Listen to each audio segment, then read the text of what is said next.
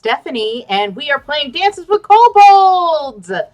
But now we are playing, instead of Red Hand of Doom, it is Mummy's Mask. But before you let Patrick take it away, please check out the doobly doo down below for our Extra Life link, as well as the Heroes Wanted collective of shows. But without further ado, take it away, Patrick. Thank you, Stephanie. Welcome everyone to the opening session of The Mummy's Mask. I will be the dungeon master for this, putting the players through a variety of situations, seeing how they react, and letting them kill everybody I play. Joining me for this adventure are... I am Brendan, and I will be playing Dr. Honesty Short Chain, the dwarven salesman of excellent repute. And I am Lorne, and I will be playing... I'm Iroh, and I'm a monk. Hi everyone, I'm Tara. I should be playing Uruk, the half-orc artificer. Hello, my name is Nabil. I'll be playing as the Haga Sandstorm, a rune fighter, and bringing the good word of Abadur's to everyone, of course. Hi everyone, my name's Chris. I'll be playing Hesmet Sot, the mechanical tomb janitor, who doesn't have a voice yet. I'll get on that. Hi, I'm Ian. I'll be playing Mau, I'm just a cat, mate. Right, just like a cat. Normal cat, everyday cat. I'm Stephanie, and I will be playing Aya, the knowledge cleric of Thoth. And we begin in the bustling city of Wati. Wati sits on a sandstone shelf at the confluence of the Asp and the Crook rivers, providing it with building materials, rich farmland, and deep harbors, which should be sufficient to support a settlement many times its size. But even with its tenacious citizens, abundant fish and game, and thriving marketplaces fueled by the most important rivers in Assyrian, Wati is a city better known for its dead than its living. And it is currently full, near to bursting with excitement.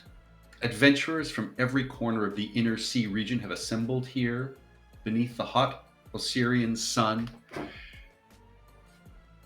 cresting for the day, starting to redden and beginning to set, as they are here to explore the tombs of the city's great necropolis, waiting only to be assigned their first sites for exploration. Surrounding all of you, the public has come down to observe the ceremony as well, and there is a festival-like quality in the air, and numerous street vendors are hawking goods and refreshments to participants and spectators alike. You can hear, calls for cooking nuts, meats, all kinds of teas and beverages being on offer in the marketplace, which in Wati is a grand spectacled place of these massive pillars that then have surrounding them all of these smaller vendor tables that come and go and move around through the day. Some of them legitimately allowed to be there, other ones, kind of sneak in and try and avoid the eyes of the watchers. And some merchants right now have even brought what can only be considered, serious adventuring gear to sell to everybody who wants to go into these tombs. Last minute convenience items. You hear people hawking, ropes and pythons and, alchemist fire and all kinds of things like that.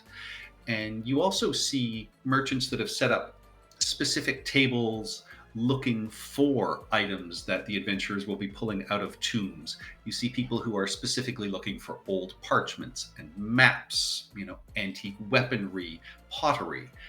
They all, are milling about and talking with the adventuring groups, letting them know to, come see them. And the sooner the better, as more of these antiquities flood the markets, the prices are going to start dropping. And your group, brought together by a flyer that Dr. Shortchange had put up in the city looking for a crew to join the lottery, which will decide who gets to explore the buildings inside this necropolis, are now, milling about with many other participants. You can see that, the group stand in kind of small clusters near this small stage that has been set up here in the marketplace in front of the grand mausoleum, the Pharasman Temple here in the city, and just in front of what is known as the Golden Lake, which isn't actually a lake, but a fountain housing the white crocodiles that are, sort of sacred to the city. And the fountain is sprinkled with gold dust once a year, giving it, its name. And, it is always well tended. And, at the far end of the market is the temple to Abadar, the god of commerce. And so you can see there are, a wide array of people. You see there's one adventuring group that appear to be these incredibly thin women, all in sort of black gossamer robes. You see one woman in clearly expensive, adventuring gear, all decked out in purple with this massive wide-brimmed hat. Looks like something you'd buy out of a catalog as opposed to, the actual adventuring gear to wear. You also see this halfling with wild blue hair feeding their dog what appears to be a nice sort of haunch of meat as they wait. And as the sun starts to dip, you finally see a young woman step forward, and an immense awning has been erected between the pillars here in the marketplace. So this is a general idea of what the marketplace looks like.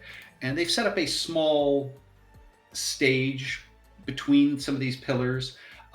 You see a pair of massive urns elevated a few feet above the ground on this wooden stage.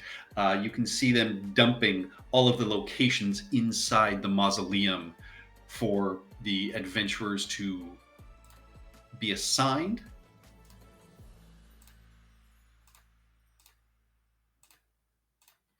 And, a pair of priests approaches and begins to organize everything. And then stepping forward, the head of the Pharasman Temple, a woman much younger than you would have anticipated, wearing a small, crocodile skull around her neck, painted lips, face done up with, sort of severe kohl and makeup. But you would estimate she's probably in her young 20s. But you would recognize her as Sebti the crocodile, widely respected and adored.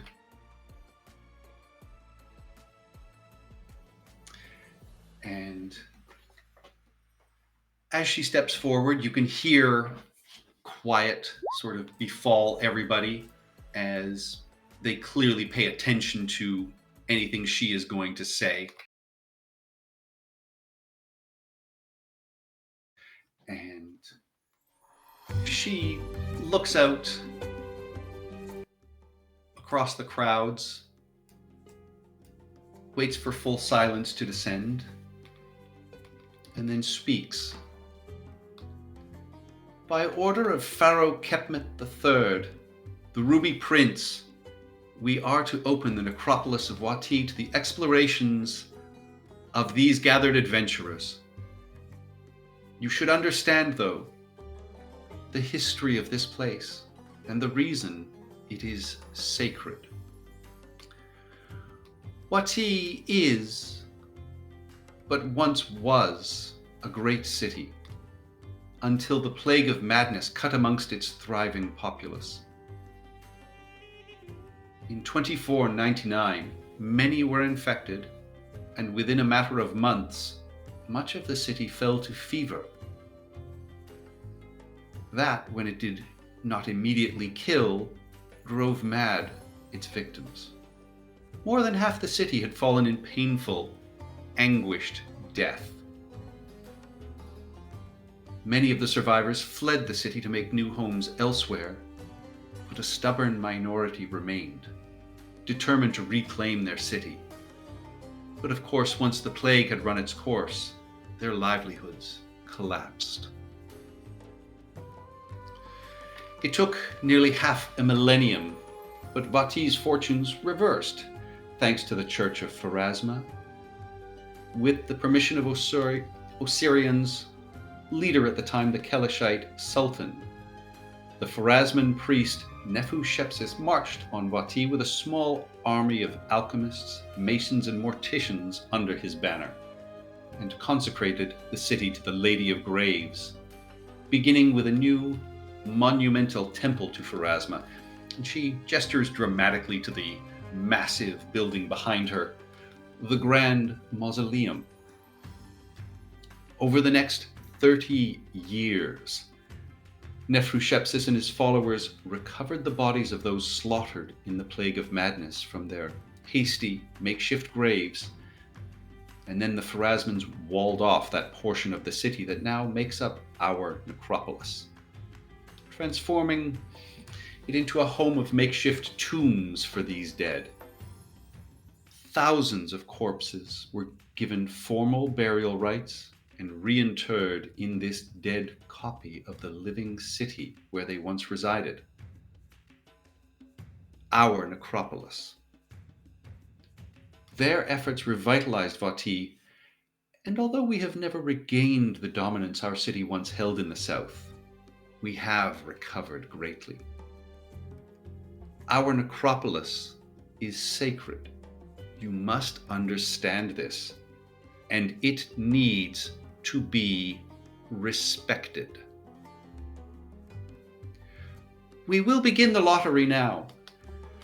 Although many of you have requested specific sites to explore, we must leave these matters to fate.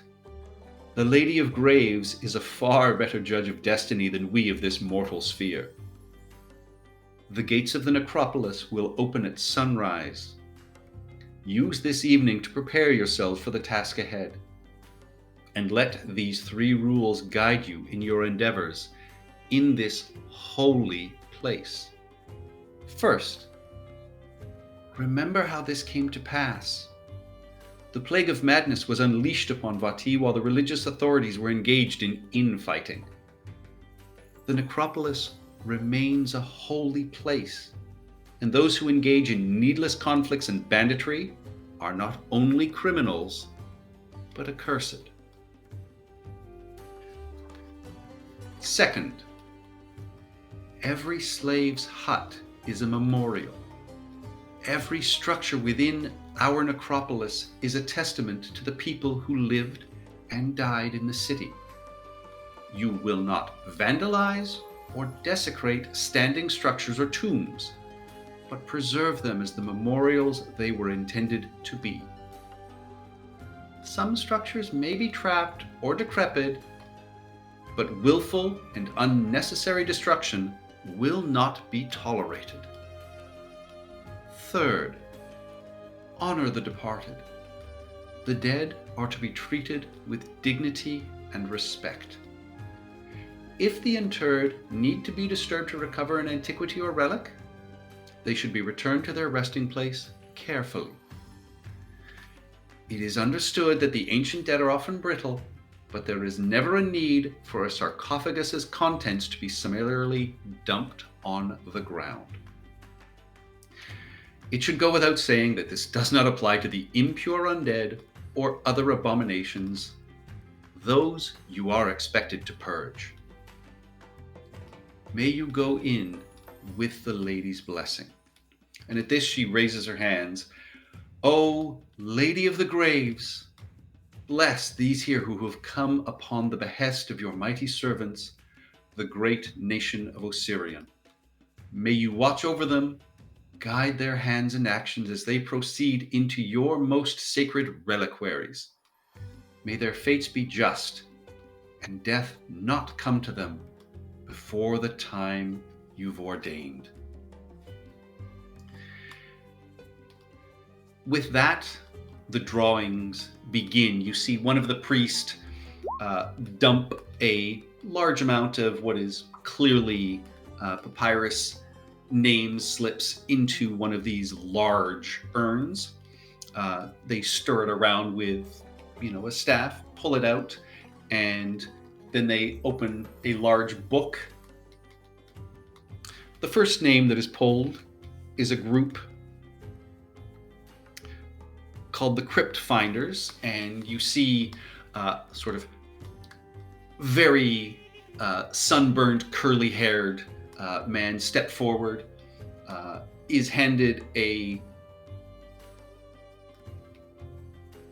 scroll that is pulled out of this massive urn, and what appears to be another sort of slip, and runs excitedly back to this other group of adventurers.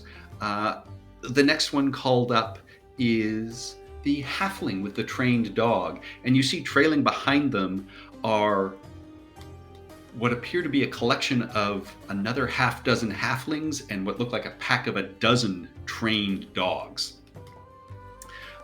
They have their location drawn and move out. The next one you hear are the doorkeepers of the Duat, and these look like teenagers that are given their location. And then you hear the Scorched Hand be called, and this is the woman in the purple outfit with the massive hat that you saw earlier. And she goes up. You see her speaking to the priest. Seems to be having maybe a disagreement. Anyone who is proficient in religion can roll me a religion check. 1 second. Oh, why didn't I take proficiency in religion?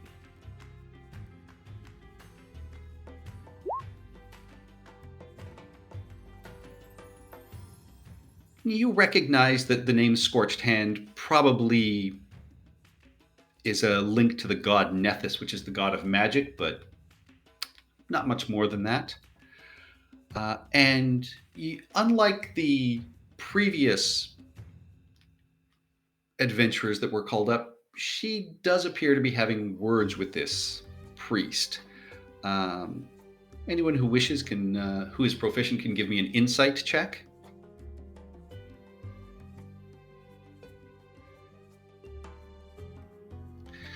Hesmet and actually, all of you at this point, you can see that, clearly she is seemingly asking for a specific place to explore, and the priest is fairly patiently explaining that is not how it is done. A scroll is drawn, and she kind of walks off in what can only be described as a huff. Then the name the Sandlot are called. Who will be stepping forward? Dr. Honesty Shortchange will take a few steps forward. And the priest looks up at you and just says, "You are the representative for the Sandlot?" Indeed, I am Dr. Honesty Shortchange. You see them write this down, and they say, "You will be drawing for your location. It is also the Church of Pharasma's wish that if you are to, take some rubbings or note anything of value, that would be welcome for us to know, and it may work towards credit for healing or removal of curses, that sort of thing. Well, that's quite good to know. And with that, roll me a d20, please. Wish me luck, guys. Luck. May the blessing Abadur's of luck Thoth be upon you. Abadur's luck 13, upon Patrick. you. 13. All right. The priest reaches out, draws a scroll that you can see has the wax seal with the symbol of Pharasma, which is a spiral on it.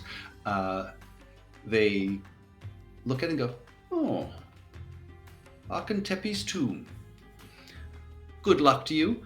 And they hand you a small map of the necropolis showing where Akentepe's tomb is located. I take that and I immediately beeline for Hesmet and Mal as And the people on our team who have been in the necropolis. all right, and anyone who has proficiency in history can roll me a history check to see if you know anything about Akentepe. He was a jerk. 1 sec. Oh.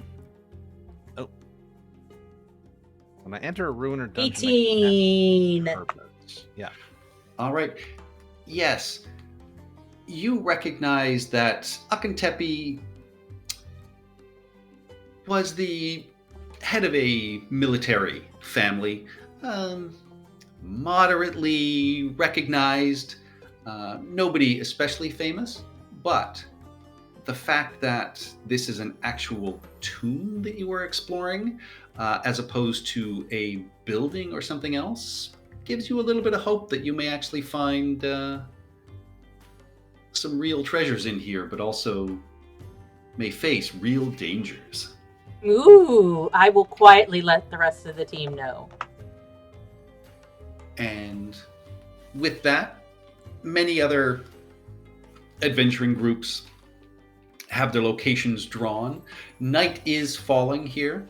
Are there any quick last-minute supplies you wish to pick up at the marketplace? When are we going? When are they letting us in? First thing sunrise tomorrow morning.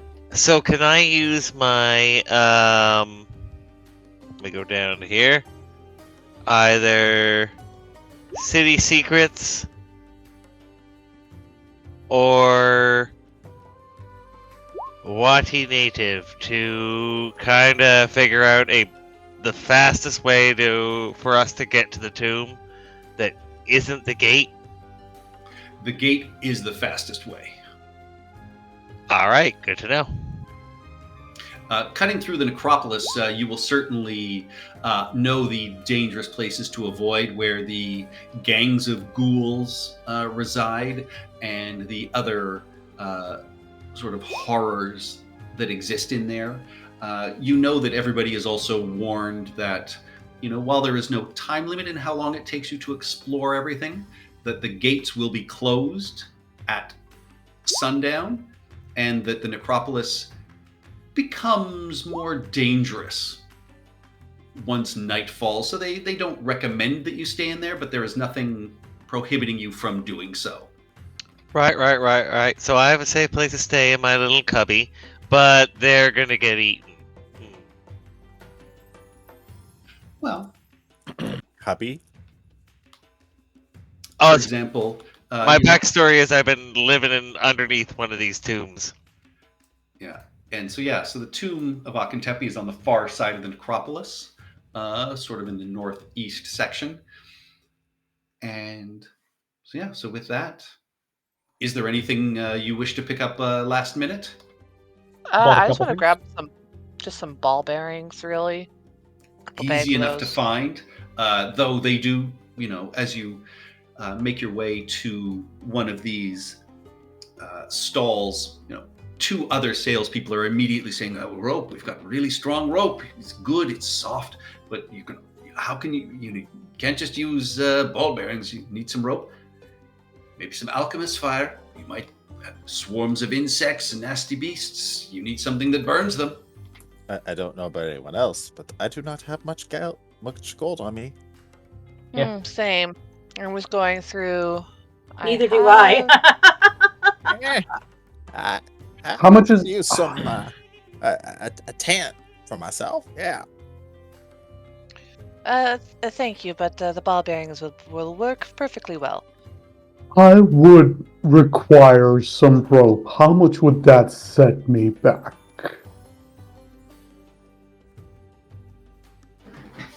Everything is just standard player's handbook costs. So do you want, what sort of rope do you want? Do you want a fancy silken rope, or do you want just the more rough-hewn hempen rope? Fancy silken rope, please.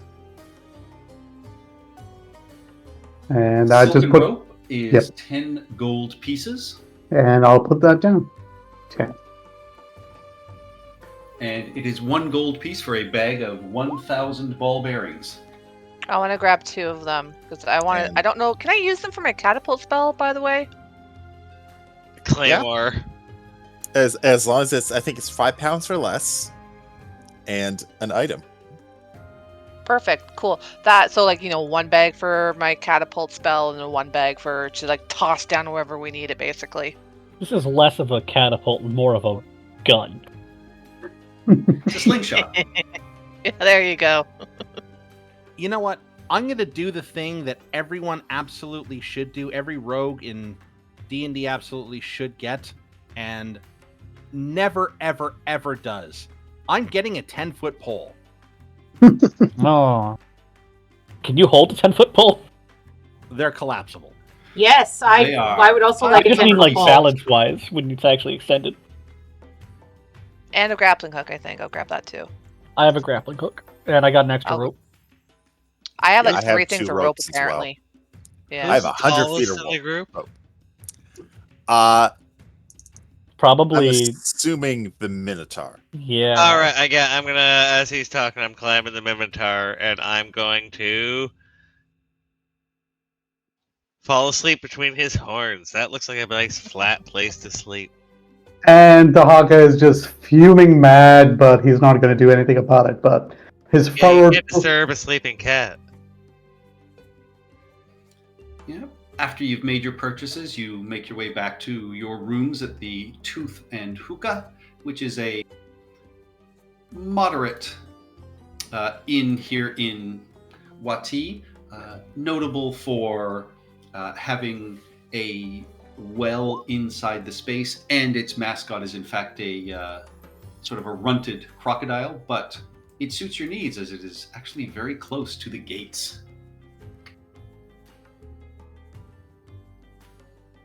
Excellent. That is with the green square. It is just in here. And with the sunrise, you meet with the rest of the adventuring parties.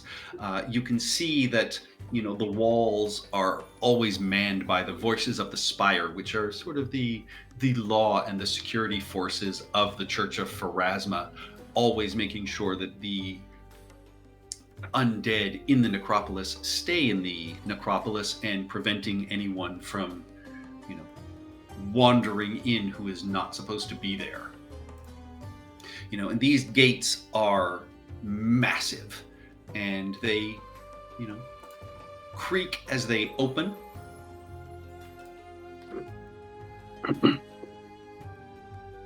And just inside, beneath the Pharasman spire across the top, you can see the great black obelisk that is known as the Needle, Pharasma's Needle, which, stories say was metal that fell from the skies that was carved, and that is the top of this massive black obelisk just inside the necropolis here in the city. And there's a bit of jockeying as people sort of rush through the doors, but with Mao's help, they are able to lead you through the necropolis at a fairly good pace. It, still does take you some time, and even in this morning sun, it is very warm. There is not much of a breeze, and you're all a little hot under the collar as you arrive at what appears to be, an old graveyard. And you find yourselves standing in front of a rectangular stone mausoleum, alone in what appears to have once been an actual cemetery. The trunks of a few dead trees poke out of the sand around it, and finally the wind picks up. But it's a hot breeze that whistles through the desiccated branches and across you, not providing you any real relief. There are a set of massive stone double doors affixed to this structure beneath a facade bearing the likeness of an Osirian man. Wind-blown sand is heaped around the crypt, partially burying the doors that lead within. And for those of you that read Ancient Osiriani, you can see the name Akentepi is engraved upon the lintel and the doors. This is where we go. Mhm. And I'll say a prayer to the old gods before we open the tomb. Right, that's what I said. I Well- knew this place. I knew where the tomb was, and I'll do that cat thing across the tomb. This is where we're going. Yeah, you clamber use your across the thumbs sand and open that the is. doors. This sand is quite a few feet up this door. It will need to be cleared. Do any of you have tools or shovels? I actually do have a shovel. My warhammer is not a shovel, but I can bash it through. That's why I love bipeds. So, I think we established that I do read Ancient Assyrian, correct? Yes. As do I. Okay. So, as I'm pulling out the shovel and I'm starting to clear away the sand, I'm going to be looking for additional inscriptions. I do have a class ability from my archaeologist background called Historical Knowledge. I can assist. Absolutely. Yeah, you can give me an investigation check, as with only the one of you working, it takes an hour to clear this sand away. Come on, people. And Well, I don't well, have a I am the shovel, but guide, I'm willing so. to grab stuff. yeah, the rest of Mhm. you can sort of use hands and slowly move things away. The sun climbs higher in the sky. Even Would- those of you that are not working as Hesmet is are, starting to get a little bit sweaty and hot.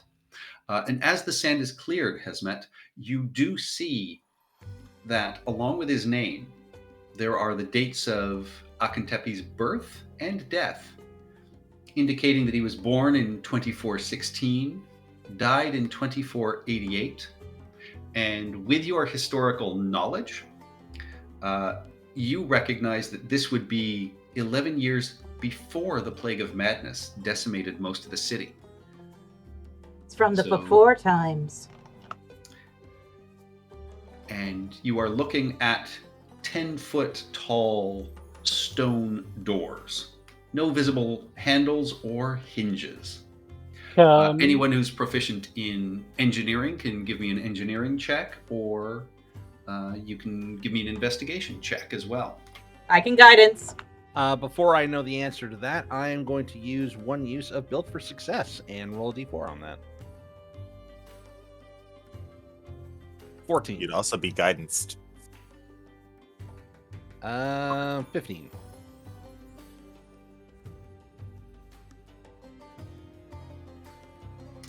All right. With that, you recognize that the doors are on concealed hinges and are meant to swing outwards. And you can see telltale traces of mortar along the seam and jamb that have since crumbled or been chipped away. which would make you think that these were meant to have been sealed permanently and never intended to be opened again. Can I ascertain anything with stone cunning? Yes, give me a stone cunning check. Oof. Yeah, with that 11, you don't pick up anything much more than, this is beautifully done. It is definitely ancient stone, and yeah, clearly these doors were meant to be sealed and never opened again. So we aren't allowed to damage the building, correct? Absolutely not. You are allowed to just not willfully damage things. So, you are not to overdo it. As Hesmet my pulls out a hangout. crowbar. Do I know another way in? You can, this is just one solid stone mausoleum. You can, look around the exterior if you want to try and find another way into this one specific place. Is there perhaps, the Haka, can you give me a boost? And Hesmet, Of with your course. crowbar, that will lower the DC for the strength check that is required to open these doors. You can get in with your crowbar and you chip out a fair bit of the mortar. I'm trying to minimize damage to the building. I'd rather not completely chip out the mortar here. However, Well, you need to chip out the mortar just to open the doors. Yeah. However, I will note, that I do happen to own a crowbar. However, I also do happen to be adventuring with two very strong people. So I will hold up the crowbar and just sort of stand still until they get the hint. I will hand Haka, the second strong person my crowbar. I take the crowbar and I will walk towards kind of it. look at it and then cautiously take it and just yes, I am strong. Not really, but okay. Let's do this. Well, who's strong? No, seriously. Here? Just a My Haka? strength is a 14. That is strong. That Okay. is more than my 10. Fair enough. Yeah. That is more I than my will Or say- my 10. Yeah, the Or rest my of this 10. building shows no other signs of possible entry. Nothing on the roof. Nope. This is a well-made stone mausoleum. Alrighty, Uruk, let's do this. All right. First, Uruk and Dahaka, as you finish chipping away the mortar along the seams, Uruk, give me a perception check, please. I hope I'm good at those. I will guidance all the people. I am. Oh, thank you. I'm hanging back and looking around the corner.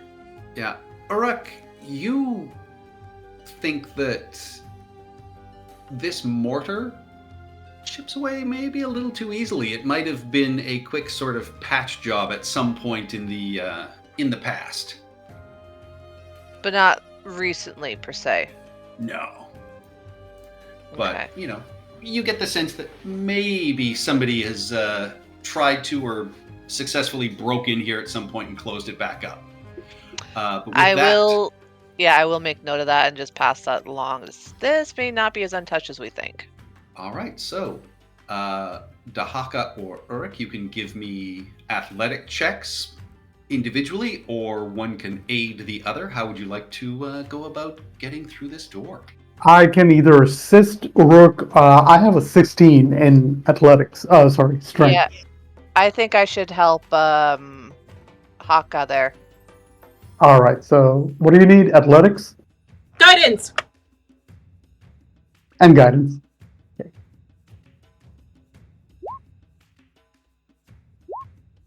17. Oh, sorry. That's just one roll. I'm bad. Yeah, 21.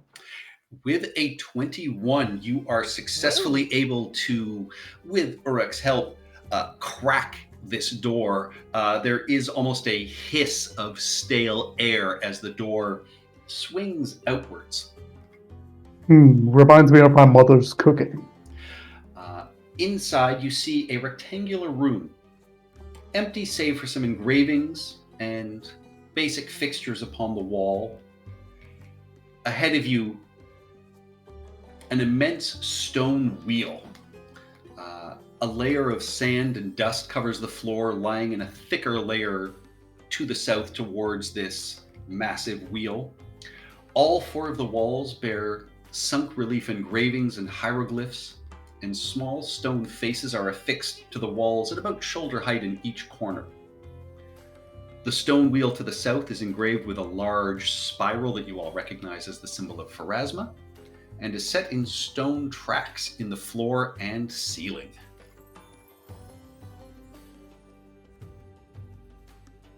Are you ready to go in? I think we are, my lad. I would rather check to see if there are no traps between our point and the wheel. I believe that is why we brought young Hesmet. Old Hesmet. I will step aside for Hesmet. Please, let the experts deal with this.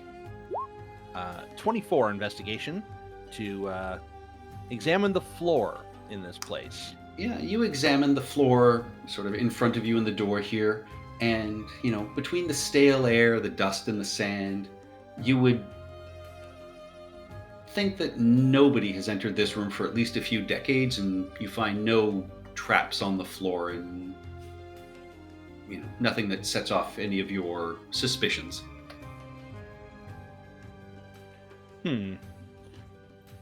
So, I can tell that this was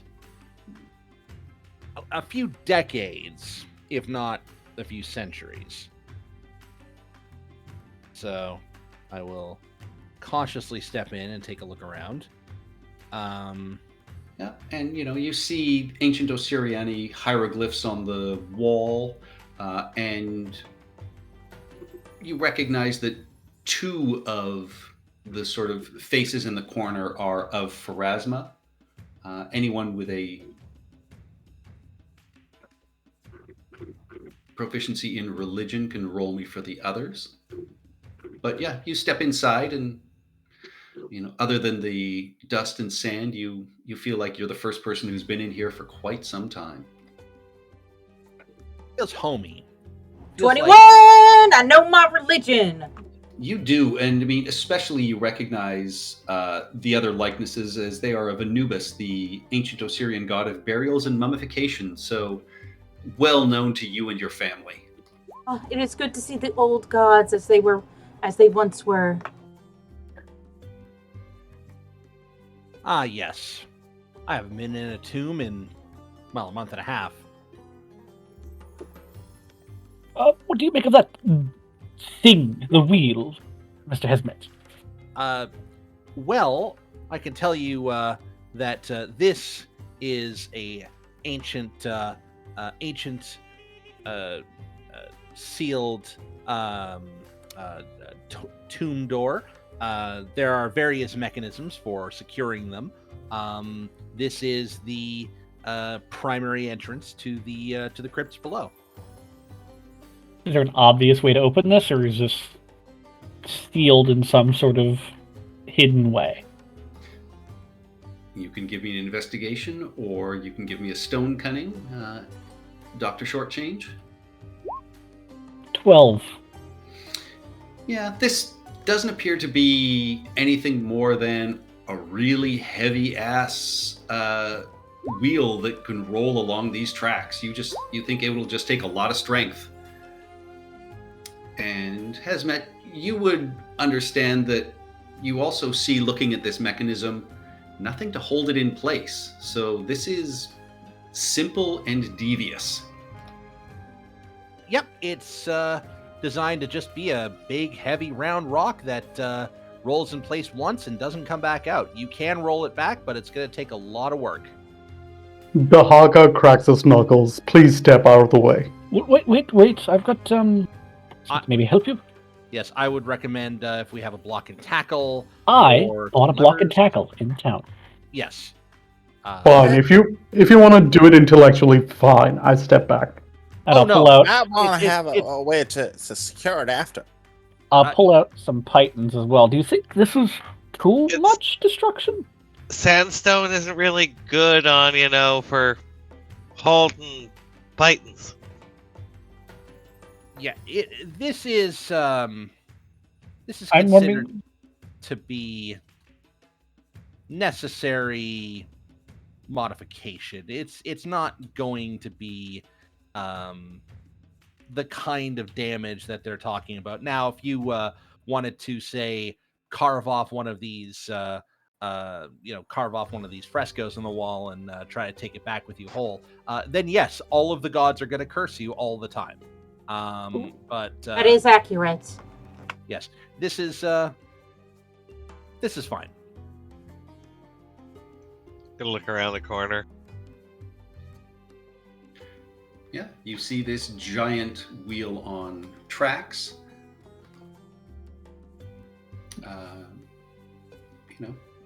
Anyone who can read ancient Osiriani can also read the hieroglyphs. Yep, what does it say? They describe the life of the tomb's occupant, Akentepi, a celebrated military commander who presided over the troops garrisoned here in the city prior to its downfall. You also see that they warn that Akentepi's tomb is well defended, and those who defile it tempt the wrath of the gods. Yep, I'll let everyone know that. Make sure you do not defile it. And can I investigate the door to see if there's like a mechanism to open it? Absolutely. Ah! You see no mechanism to open it. I mean, this is just something you have to sort of push aside, and it'll probably take multiple people to do so. But you do see an additional warning on it saying, "The only thing the Lady of Graves despises more than the grave robber is the unsuccessful grave robber," followed by a final admonishment to turn back while you can, lest you drink from the Nile. I'll let everyone know that. Good. Maybe Nile. just a good, a good warning. Like, just we're not- saying. We're doing this with permission, correct? Like this is not considered taboo. What we're doing. No, not at all. we're This doing is this this is the location you were given. However, This is Basically, bad. so long when as it we, was so long constructed, as it we was don't not. stick around. When it was constructed, it was not kosher to do this. They've done Right. this to try and make money for the city. Yeah. So they've effectively legalized tomb robbing. Now, is that desecrating bit? That desecrating bit, right? Right. Like, if it was just a close place to have a whiz, that's only this tomb, right? That's not other tombs. Oh, they'll We are- all have curses like this. Oh my! I'll set up the because block they and took this tackle. shit seriously. Let's just Alright. consider. Go ahead. No, yeah, you set up your block and tackle. Closer inspection of the faces in the corner, you would understand that they are in fact torch holders, and that if you placed a lit torch in there, there would be this sort of corona of fire over the deities' heads, which would, I don't know, just be kind of cool. With the block and tackle, you also get the sense that with your stone cutting and your engineering check, has meant that you might be able to hammer some of the pythons into the wheel itself just to make it a little bit easier to turn. That's what I was thinking about doing when I had the pythons out. Was specifically putting them in the wheel. All right. So who amongst you is going to combine their strengths to roll this wheel across? Also, I'm gonna go to the side. We're gonna roll it to, and I'm gonna pour out one of my jars of oil to grease the wheel, as it were. Yeah.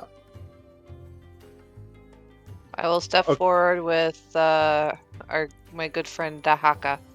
So I have a question here. So we've set up the block and tackle to help us apply leverage to pull the wheel aside. Once it's aside, how are we fixing it in place? Once we have the pythons in, it won't roll so easily. Yeah, we'll put more pythons in, blocking it Okay. Cool. Underneath into the yeah. wall. Just Yeah. making sure we have a plan. We're not gonna get trapped in there. Who's putting the pythons in place? I can deal with that. Okay. Maybe I can't. I have 8 strength. Well, Yeah. I think in that case, it's more. It might be more precision. I assume for as long as they're holding on to the wheel in place, it's not moving. In theory, the rope should hold. I'll secure the wheel. We should Okay. probably also use multiple ropes. Yes. So To spread the strain across multiple ropes, and also if one breaks, it's not a big deal. yeah. So the problem is that the block and tackle can only use one rope. I think. Now, what we could do instead is braid our ropes to make one thick rope with a higher tensile strength, And by the time and we do use that on the block and tackle. yes, and by the time we do that, the undead will have risen because it will be nightfall. You know, there's rocks out here you can put under the wheel. Yeah, let's just Like here, right here. Just jam it. Hesmet will go out, grab a rock, and bring it inside. So Easy using a enough to do. combination of extra ropes, pythons, and a rock, we will secure the wheel. Yep. It is basically just pure strength to roll it aside. Between Dahaka, Uruk, and Hesmet, you are, it's a bit of a struggle. You are able to do it, though. You are then able to secure a rock and sort of pythons in place as it rolls. And, as this happens, Mao, you're not a wizard, are you? Sorcerer. Yeah, so just for a second, you think about that as you sort of cross your arms and nod at them following your advice, and you look down and the 2 massive scorpions that have sort of snuck up beside you, at first you're like, Ah! oh, that's not my familiar at all, and it is time to roll initiative. How clever. I feel like I should have known about scorpions. Oh, you do know about scorpions. They're all around this place, and a nice shady place like this mausoleum is somewhere they would love to go in the sunshine too. Oh, can you roll for Steph? She's AFK.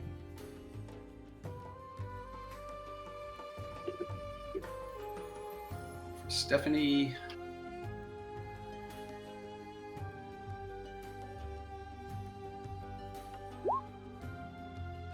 She gets a 15. Not bad for a cleric. First up to act is Dr. Honesty Short Change, as you hear Mao sort of exclaim in surprise. Yell. Well, I'm gonna a little bit further back here. Have a bonus action for advantage yet, so just gotta hope that this hits. I will pull out my short bow. A 15 does strike these ghost scorpions. You recognize them as their carapace is almost see-through at this point. But your arrow strikes true. There is a sort of recoil as you strike for 5 piercing damage. Alright, and that'll be it for Dr. Honesty Shortchange. All right. That takes us to the ghost scorpions. This one will slide forward.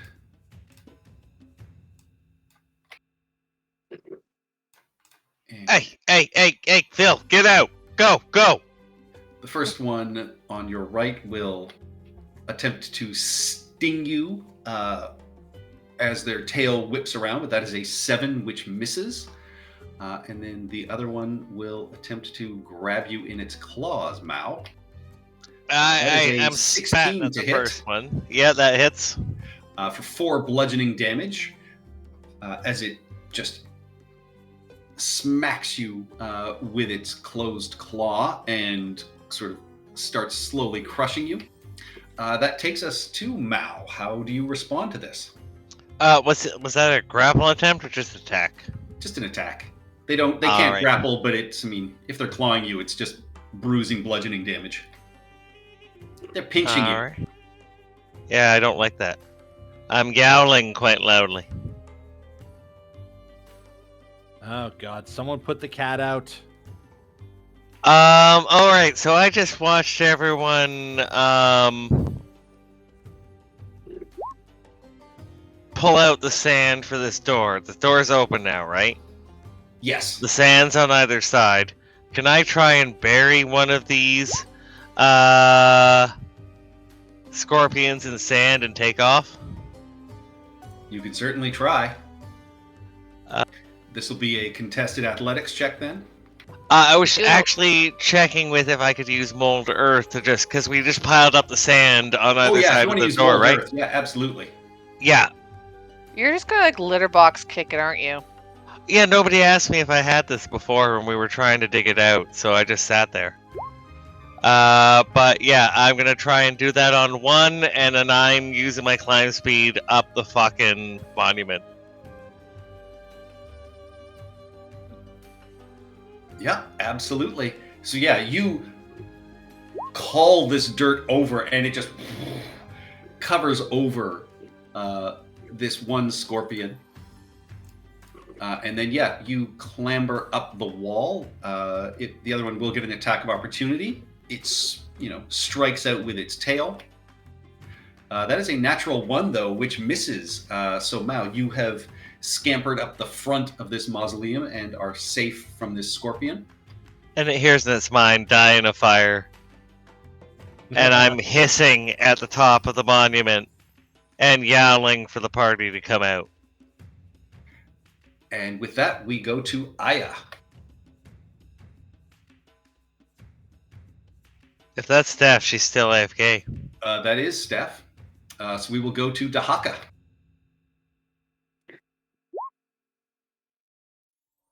Sorry, muted. Hearing the yowling, I'm just gonna head out. All right, so you About- see the one scorpion here. Mao is now on the roof, so I'm going to move him off to the side. And this other one you can see starting to try and dig itself out of a pile of dirt. So this one is injured and clearly visible. This one on your right is under a pile of dirt. Okay. I'm gonna take a couple of steps forward with my. Am I able to hit this one in the corner from the entranceway? No. That one is under dirt, so it's harder to see as It's opposed to harder. the other one, which is right in front of you.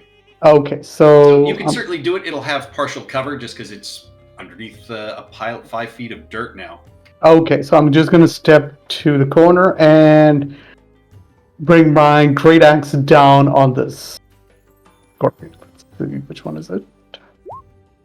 21. 21 absolutely strikes the scorpion for 12 slashing damage. You break through its carapace and cleave through, getting the first kill of this campaign, Dahaka.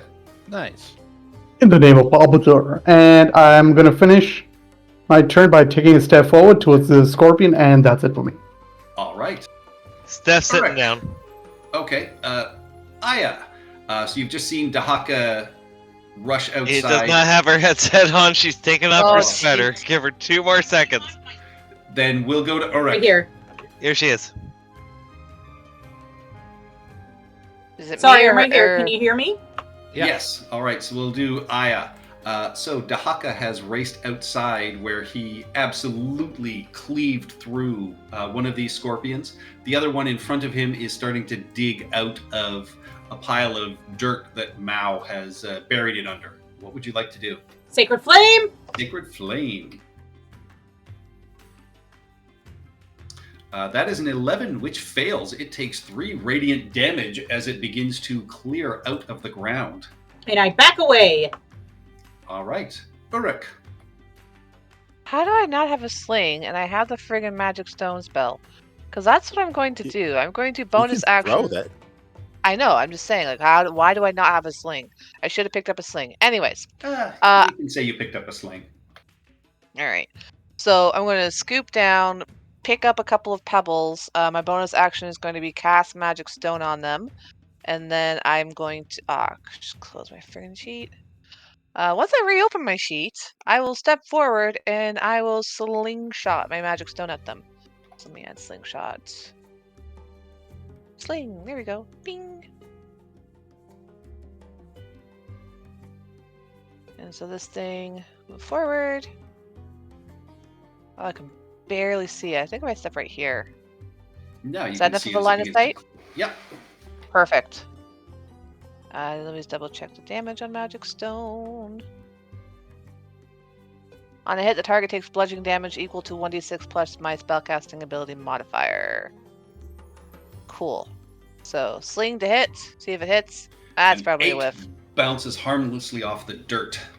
I knew I should have practiced more at Stronghold before I left. Just one attack for me, and that was my action bonus action, so I will step back. All right. Iroh. All right. Hero, Iroh. Iroh.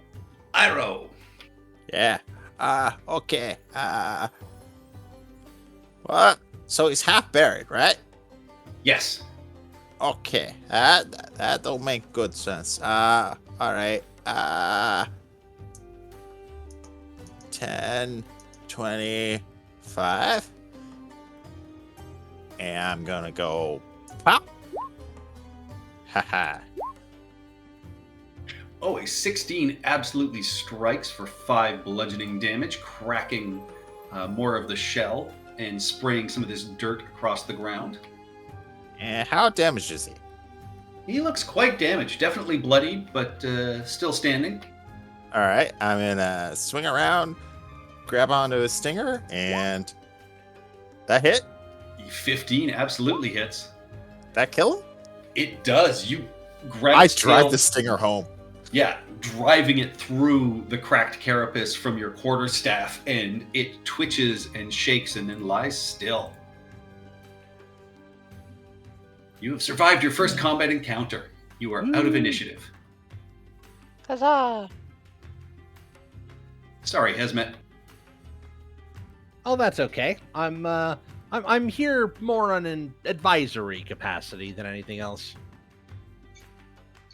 It's dead. They're dead. Yes. You hear yowling. I will scramble down with big They- pathetic eyes and just. They share their fate. They share their fates with those that have passed within the sand. Urk will sigh and like hold out her arms in case he needs us to pick up. Uppies. Uppies? Alright, uppies. Uppies, cuddles, make the kitty feel better. And beyond this door that you have opened, you stare into a starkly devoid space. No markings, no adornments on the walls. In the center of the chamber's floor, you see a square shaft which drops straight down into darkness. You see a single python has been hammered into the stone floor by the northeast corner of the pit, and a dusty length of rope dangles down into the blackness below.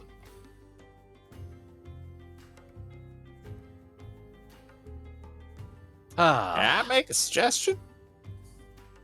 Please. Is it not Elder. to touch that? We're not using this rope. It's decades old. Oh, I wasn't gonna do that. No. So I step forward, I light a torch, and I drop it in the hole. All right. That's more of Lighting an the action torch. than a suggestion. You can see that this rope ends after just a few feet down into the shaft, and your torch drops. As you look over the edge, watching it fall, this sort of faint, musty odor rises, and it looks like it drops down about 60 feet to the floor of a chamber below.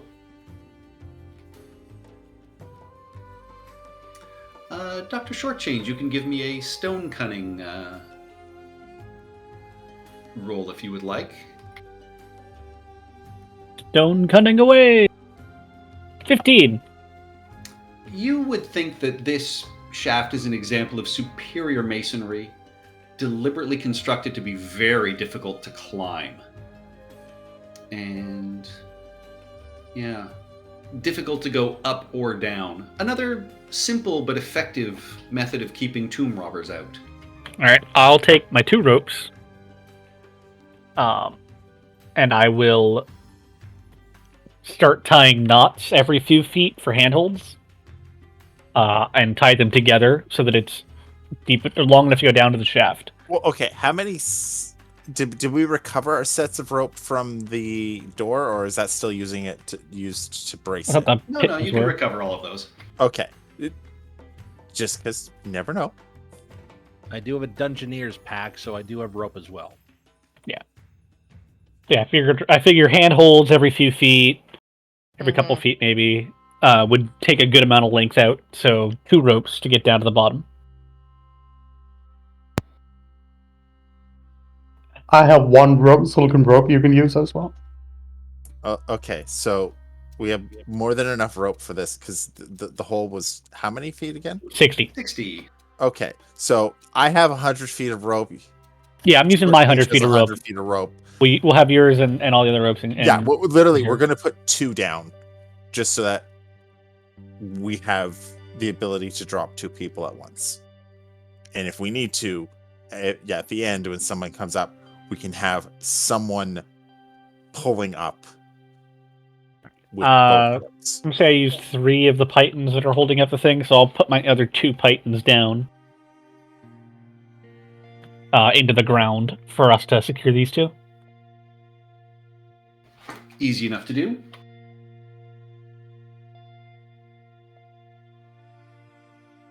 Right, let's start going down then. Certainly, my friends. So who will be the first 2 down? I'll stay behind last. Sorry, I just wanted to put that out there. I'll stay last. It's you and me, Mr. Hesbet. I'll follow up behind them. If I must. I figure the sneakiest people. All right. The 2 of you, please give me athletics checks with advantage as you begin to make your way down these ropes. Can I hold on to Uruk as she's going down? Yes. Messiah, would you do me a favor and give me the old guidance? Jump! She away? Guidance. Okay. Guidance. Okay. I'm -1 mod. Well, still at 12. Mm-hmm. Yeah, the 2 of you manage to clamber down with the torch at the bottom of this chamber and light streaming down. The first thing you notice are a crumpled humanoid body lying directly in front of a set of doors, and mirrored images of warrior in a side profile facing inward are carved on these ornate stone doors in the western wall. This figure is wearing padded armor with a scarab-shaped shield on the arm facing out towards you and a raised khopesh aloft in the other. You see a hint of decay that you can still smell in the air, and a dried stain mars the stone floor underneath the body. And there's, sand and what appears to be the remains of the old rope from above. You see that this humanoid body is wearing kind of a tattered cloak that almost seems to flutter and waft, despite there being no breeze down here. I take the cloak.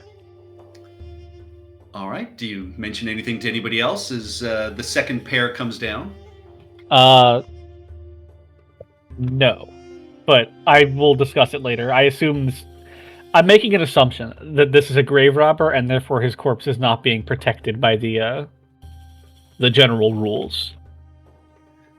Absolutely. As you reach over and take this cloak, your mind is overwhelmed, and you begin to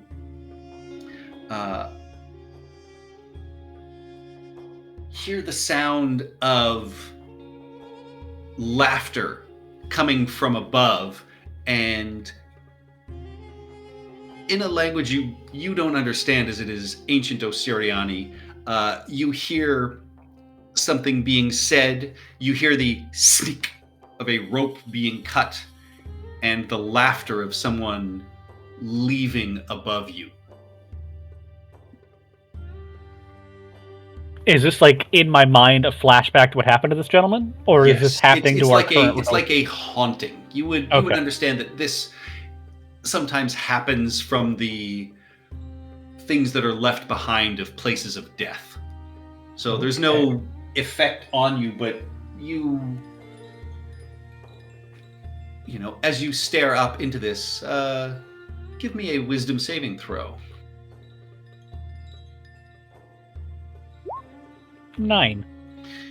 You are overcome with fear and back away from these doors and sort of into the corner of this small room.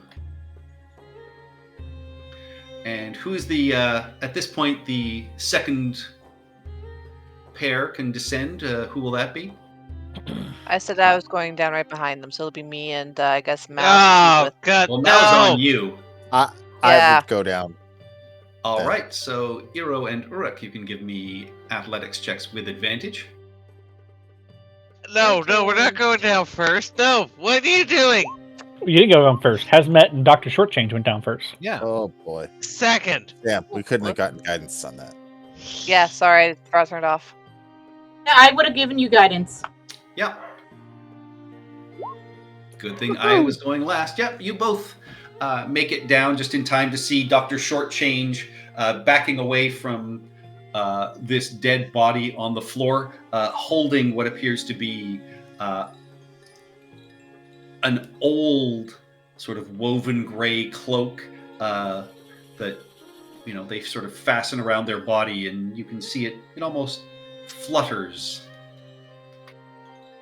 Coming down behind you then are Aya. As you're the last one to come down, you can roll me an athletics check as well, please, Stephanie. I will guidance myself.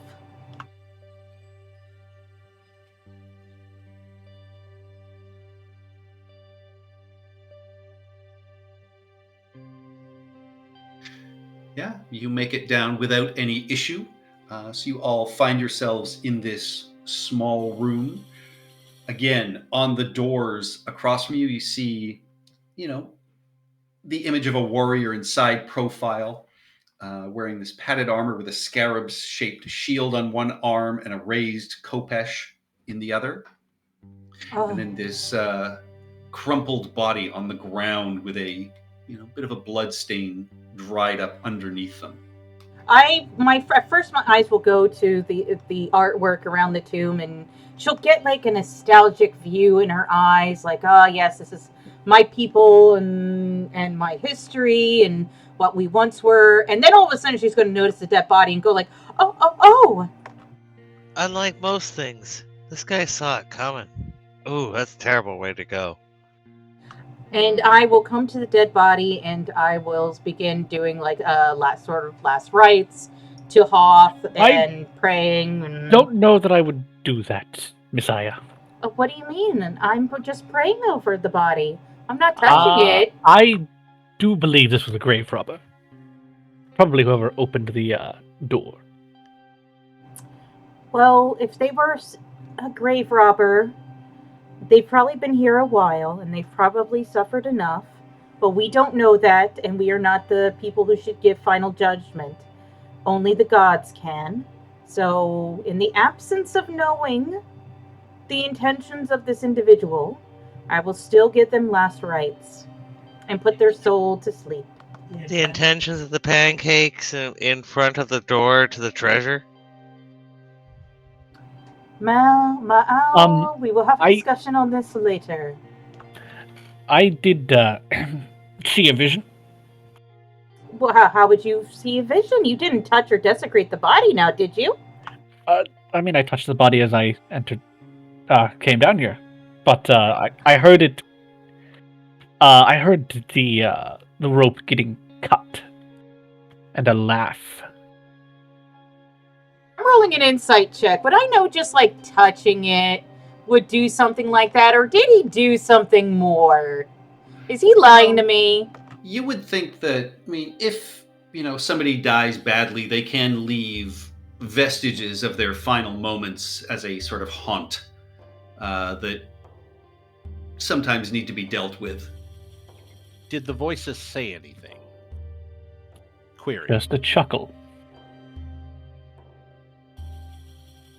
And you said you just touched the body? I The rope, I think it was. touched the body and took a cloak. What was that? What was that? What was that I heard?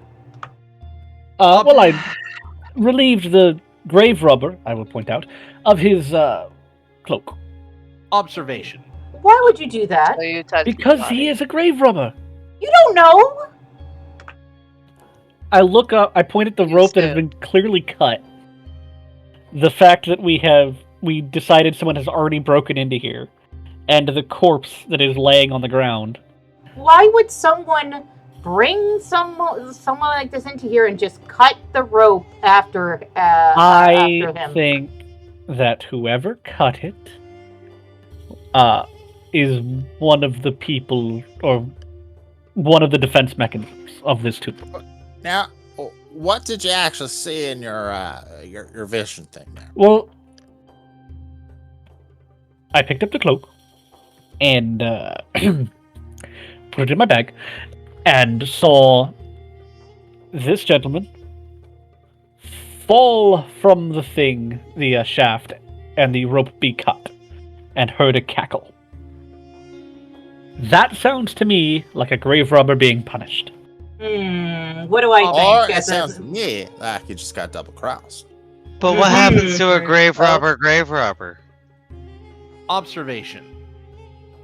The door was resealed. It was. Clearly, Fair whoever point. That would whoever sent explain. this, it was Mhm. resealed from the outside. Whoever sent this man in didn't want him being discovered ever again. This was the disposal of a body. And let I'm, But nature take almost certainly a body who is involved in grave robbing, and therefore fair game. I am told that you organics call this murder. Yes, give me it an is insight murder. check as well, Hesmet. Aye, for insight. 17. You would also think that if perhaps someone of the city watch or the law caught someone doing this, it wasn't unheard of that they would leave tomb robbers to die this way as well. So if he was caught breaking in, cutting the rope might just be a way that, the city watch would have left him and resealed him in here. Allow That me to, feels. yes, allow me to make an observation. A cab. Anyways, I would like to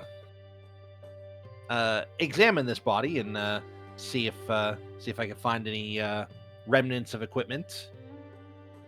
I will Investigation guidance check? you. I will guidance you. Okay, investigation. Anyone who's proficient can also give me a medicine check. 21. Most of this corpse's gear has suffered decades of rot and rust and is unusable. You do find a couple of metal pythons and a usable hammer, and 2 vials of alchemist's fire that miraculously didn't break. That's good. I had rolled a 23. You would think this person, looking the body over, shattered both their legs from a good fall and maybe crawled to this door before they died, Aya. Oof. Oh, you poor You were a grave robber, but that is a hard way to go. I mean, if you choose to fall down a 60-foot shaft, that's kind of on you, right? Your I choice I don't of think there is your much choice of choice. words implied that he chose to cut the rope and fell and broke his own legs. I mean, he got on the rope, he went down, and then it was cut. He chose to fall 60 feet, right? He I should be mean- Not careful. exactly. I mean, Aya's vision No. showed. Sorry, Doc. The vision showed that the rope was allegedly cut. Yeah, but he entered a tomb. Like you enter a tomb with traps. If you get trapped, that's kind of what happens, right? That I agree with. Yes, there were traps, and this thief should have been better prepared for the outcome. But as we can see from the result, they weren't. Now, in this vision, what did you hear any language? I did not. You did. You just didn't understand it because you don't speak it. Yeah. Did it Can I sound try like- and can I try and mimic it? Phonetically pronounce what you thought you Yeah. heard. Sure. Give me a performance check. 20. You mimic it, and you recognize that clearly it was ancient Osiriani, but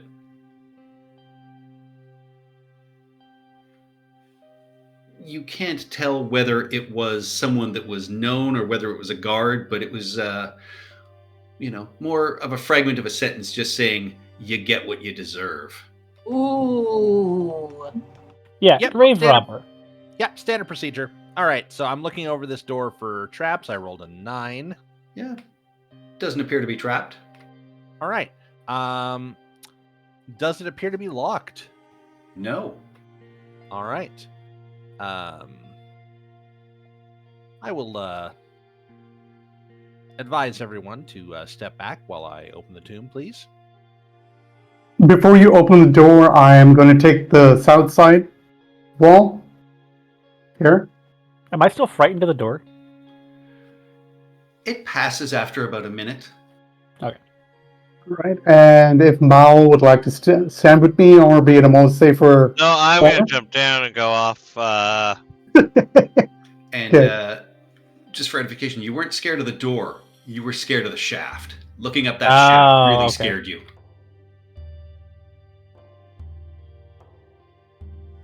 Okay, instead of my great axe, I'm going to pull out my shield and warhammer. I'm good to go. So, Hesmet, I give him the nod. Okay. I would like to open the door. The door, these double doors open. You find yourself looking down a 10-foot wide corridor. The walls are covered in great carved reliefs of battles. You see armies with spears and shields clashing at the direction of generals, while other leaders direct troops from chariots that are ruthlessly overrunning their enemies. At the far end, you see engraved stone double doors. Observation. This would be a great series of carvings to take a rubbing of. Absolutely. I was already thinking that, and I already have my kit. Also, observation. This is the place you trap.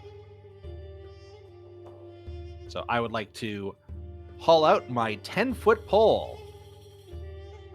And I would like to start tapping my way along the hallway, looking for shenanigans. All right. Tappa, tappa, tappa. Yeah. You start moving along the floor again. It is dusty, lightly sanded. It is dark. There is no light down here, so everybody's sort of low light vision clicks on as you leave the last of the light behind.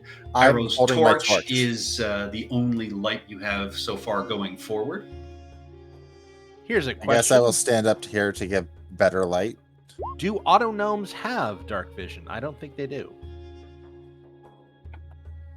So Dahaka will also light a torch. Yes. And so I will tap now.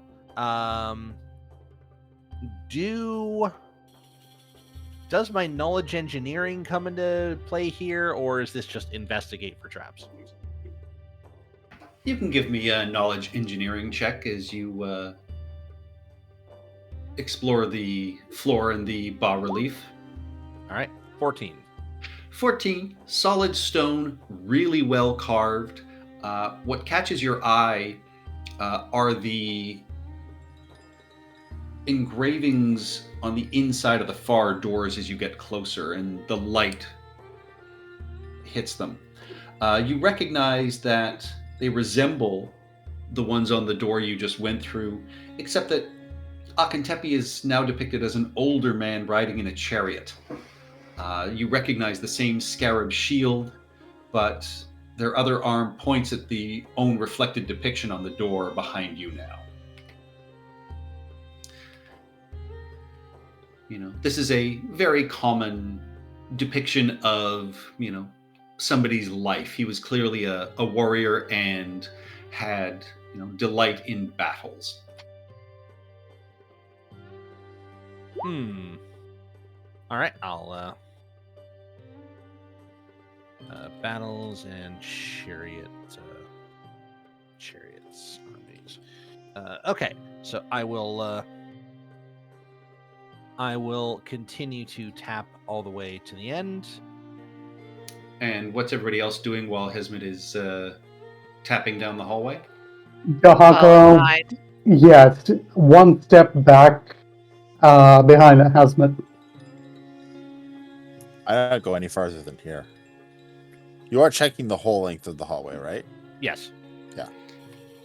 All right. And as you tap on the section of floor just in front of the doorway, it does depress, and you hear the sound of clicking as a volley of darts from concealed holes fire down the length of the hallway. Duck. So everybody in the hallway is going to... Let's see. I prefer mutton. Why would you say duck? That is going to be a 14 to hit. So what is it? What is it for rolling? A volley of darts from the trap that Hazmet just set off. Mm-hmm. So, Iro, you are able to dodge out of the way. Dahaka, they bounce harmlessly off of your armor. Hesmet, they ting right off your body. But Dr. Honesty, shortchange, and Uruk, you both take... I'm not in the hallway. Oh, right, you're not in the I hallway. am very explicitly not in the hallway. Yeah. So, Uruk, you take 1 piercing damage. And... with that, you know that the floor in front of this doorway appears to be trapped now, Hesmet. All right, the floor is lava, guys. Exclamation. I have discovered a trap. Why did we all get into the hallway at once? They were trying to get shot. Additional Eric just kind of is like grasping at her shoulders, like, yes, we know. Additional information. I did not say for everyone to come into the hallway, but I appreciate the backup. Additional observation. Don't worry, Uruk. The poison on those have dried decades ago, or centuries ago. You realize I can melt you down for scrap, right? Counterpoint. Only if you catch me. Now, I'm going to attempt to disarm this trap. All right. We should This is- all get out of the hallway. Yes, Yes, you we should should. all get out of the hallway. Indeed. I will set down my light to give him better vision, because I assume he needs to use both hands for this, and then I will back out and All around right. the corner. So, that is a Thieves' tools check. Okay. I am going to use my second use of Built for Success to try to get that above a 10. No, I fucked up. Yeah, you hear the sound of, sort of a plate being raised, and then another click, and Another dart fires down. Bugger. That will be enough to hit Hesmet, and then a spray of them also bounce off the far back wall here, but do not strike anybody else.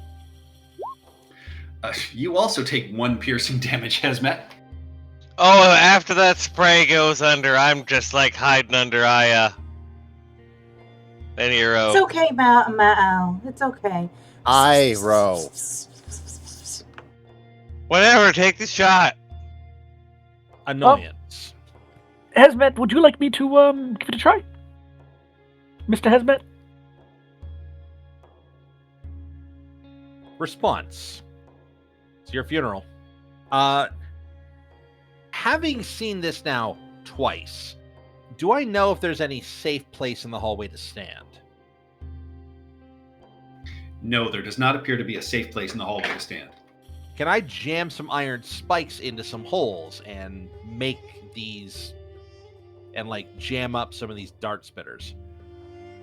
They are above these doors, so to do that, you would either have to climb the wall or step on the trap itself. Clever. All right. I'm going to attempt again. If somebody would like to join me in the hallway and risk their lives to make this easier. I will go ahead. No, I have thieves' tools proficiency. I For can a guidance reason. you. All right, I'll run back, grab guidance. Blessing of Run back Thoth on my be way. upon you. I'm just standing there to illuminate it for the viewers. Hide under Iroh. Do you want to give me a hand to hold the lights? Sure. I've also, set you're the gonna- light on the ground halfway down the hallway. Yeah, but he So can you guys aim have it. plenty of light. Yeah. Also, you're going to want to undo it there, undo it there, undo it there. My hand just slipped. All right. I will give My it a. manipulator slipped. I'll give it a try. With that, between the two of you, you are easily able to disable this trap, and you do not believe that any more of these darts will be fired. You have, successfully jammed something underneath the mechanism that would alert the trap to go. You have successfully defeated this. What would you like to do? I would like to approach the doors All right. and see if they are trapped, or see if they are locked. They do not appear to be locked. Okay. That's good instincts. I would like to then investigate the doors to see if they're trapped. As Dr. Honesty Shortchange scuttles away, these doors do not appear to be trapped at all. It's fine. I open it. Is that guy a person? I'm really I don't know. confused. The doors open. You find yourself staring into another square room. A faded tapestry hangs on a wooden frame on the wall in front of you. Faded and delicate, it depicts a middle-aged man accompanied by a woman and 2 children with a small estate in the background. To either side of this tapestry, you see 2 small pedestals upon which sit 2 dead and preserved animals. Stone double doors exit the chamber to the left and the right of you. All right. So, sorry. What are these things in the corner? They're small pedestals with dead and preserved animals sitting atop them. The floor itself is sort of lightly cracked and broken, but doesn't appear dangerous in any way. Okay. Wait, what kind of animals? I will haul out my my pole and start tapping this absolutely not dangerous cracked section of floor. Yeah, no, it's perfectly solid. Just cracked for mage. Okay. I will step into the room. Yeah, stepping in, and as the light from Iroh's torch comes in behind you, you recognize that the 2 small animals are mummified cats. Oh, Mao, you need to not look in this room. I'm Too late. sure they were the beloved pets of this person, and he just requested that they be entombed with him, and they No, died they were- happy natural deaths. They were just dumb cats. It was all for luck and stuff. I will They hold weren't up, smart enough to run away. I will hold up my hand and I will say, ancient Assyrian culture considered these animals to be sacred. Taking them out would absolutely count as desecration of the tomb. I agree. That means you. I'm following the rules. Are You you? said we were going to take them out. Absolutely not. No. Why is that even a question? No one has suggested taking the cats out. Okay, so I'm going to step forward cautiously. And as you do that, you'll just feel a paw on your back. Does that mean you have to do what I say? No. Cats. Current culture does not consider you sacred. We still do. Hypocrite. I like you. You're like a cat. We still do. What are you talking about? We're proud of our Arisian heritage. I am going to look at this tapestry. All right. Yeah, Stephanie, you start taking a rubbing of, the walls in here. Easy enough to do. Do you actually have anything to take a rubbing with? I would have. My background is an investigator, which comes with like a writing kit. Okay, perfect.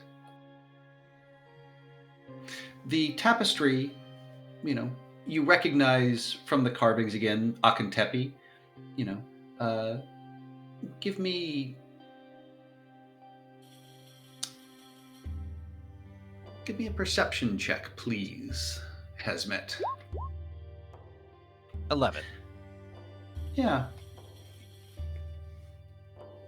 The symbols and hieroglyphs that you can see as you read this tapestry, it's the family standing before their home, and there are several symbols that suggest that the Akentepe family befell some tragedy, possibly murder or sickness, and he appears to have been left widowed. So tragic.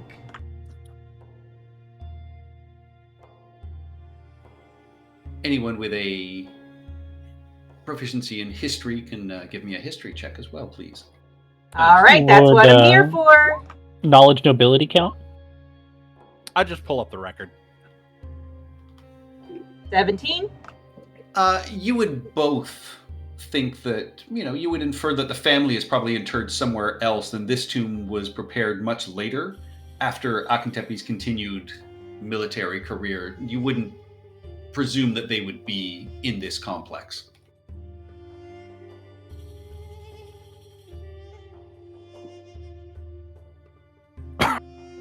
Okay, I will then. How delicate does this look? This tapestry. Very. Okay. It could definitely be taken down. It would just take some care and concern to do so. Okay. So this is a secondary concern. I actually kind of want to check behind the tapestry, and I'm just concerned about maybe lifting a corner with the 10-foot pole will cause the whole thing to collapse. Do you want some help? You can give me a sleight of hand check if you want to try and do it gently. I could use some help on that. All right. So in between everybody's legs. Wow, seriously. And up here, and Mage Hand to do what he wants. If I can lift 20 pounds of the tapestry to see behind. 19. Yeah, with the mage hand and, gently moving everything aside, it is just hanging on bare stone wall. Okay. I will very carefully let it fall back into place, and I will say, if we are very careful, we might be able to rescue this tapestry. It might be worth a fortune. Speaking of which, because everything in this place is over 100 years old, this is the beautiful thing about the historical knowledge background feature. I can determine the monetary value of art objects more than a century old, which is going to be basically everything. Yes. How about that you would floor think that's something buckling like- below you? You would think that, this tapestry, if you could get it out successfully, is probably going to be worth minimum 250 gold. I know a guy who could probably guess more. I will say the other thing you notice in the corners are, again, more of these faces that are torch holders. Oh, excellent. The faces are carved into the wall. They're not removable, right? Correct, yeah. Okay. All right. So, north or south? What if? Leave the door alone. Sorry. I have a thought. I'm gonna grab 4 torches out of my pack, which I believe has 10. That's usually the default, yeah. Oh, Bergen's pack doesn't come with any. Does anyone have You have a torches? candle. I will hand my lit torch to you and pull out 3 Do more. 3 more? Yeah. Let's see what happens. We kind of sussed out what the other one would do. Just look. I'd pretty. like to light these 4 All right. just to Yeah. see. Easy enough. They ignite, The room is brightly lit at this point. It's worth a try. Oh, I stop limping pathetically. Yay. All right. I'm going to examine this door. 4 traps. All right, give me an investigation check. 11. Does not appear to be trapped or locked. All right. Open. Opens onto a staircase descending 10 feet to another set of double doors. Excellent. I will then cross the room, investigate this door. 24. Not trapped, not locked. Okay. Staircase descending 10 feet to a set of double doors. Anything special in particular about these double doors? Stone doors, not covered in carvings. They are, in fact, quite simple, well made, well designed, but do not have the same reliefs that the doors to the hallway had. Okay. They are identical to the ones on the other side. All right. I will examine these doors, the ones to the north. Double Investigation. doors, 13. not locked, don't appear to be trapped. Okay. By the way, I've taken the lead on this one here because I foolishly think that I have the best investigation skills and all that. Dr. Honesty shortchanged. What the hell's your investigation modifier? Lower than yours. Okay, great. Flat 0. That's My investigation's a 3, and I would have guidance to you. all right. You have a +6. You have expertise in investigation. Yes. Yes. I just want to make sure that We don't I'm have not- a wizard. Yeah, I just want to make sure that I'm not making assumptions here. Okay. I will walk up and open the doors. You're our burgling specialist. Yeah, opening the doors, from the light, from the torches behind you, you see a brightly painted chariot sitting in the center of this chamber. Beyond it, a large canvas stretches between 2 stone columns. The skins of several animals, antelopes, great cats, crocodiles, now faded and deteriorated with age, are tacked to this canvas. To your right, you see a wooden chest, lacquered white, trimmed with gold inlay. In each corner, again, you see a small stone shield molded into the masonry at shoulder height, and an open hallway leads to the east.